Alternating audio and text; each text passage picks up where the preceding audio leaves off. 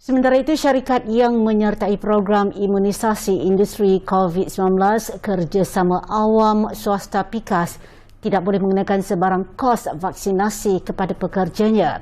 Majikan juga tidak boleh memotong gaji pekerja, sebaliknya perlu menanggung sepenuhnya sebarang kos daripada pelaksanaan program berkenaan.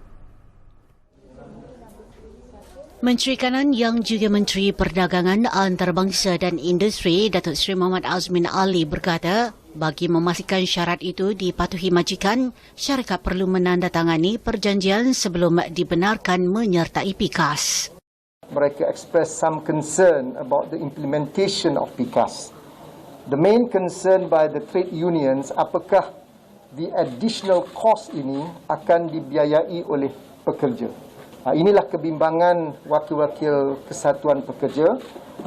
Dan dalam dialog ini saya telah memberikan jaminan bahawa dasar kerajaan ialah semua rakyat Malaysia termasuk pekerja-pekerja akan diberikan suntikan vaksin secara percuma.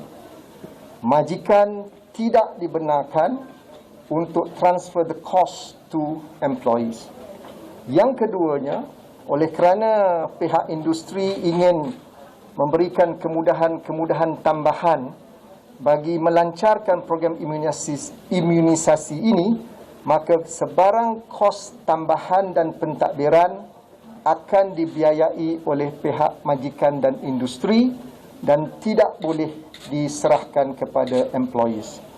Antara syarat yang perlu dipersetujui majikan termasuk syarikat perlu bertanggungjawab sepenuhnya terhadap kos pentadbiran pusat pemberian vaksin PPV lapangan termasuk perkhidmatan petugas perubatan, kaki tangan pentadbiran dan anggota keselamatan. Syarikat juga perlu menanggung kos vaksinasi penuh pekerja termasuk sekiranya pekerja itu tidak lagi bekerja dengan syarikat berkenaan sebelum sempat menerima dos kedua vaksin. Company is not allowed to deduct the administration cost from the employee's salary and remuneration.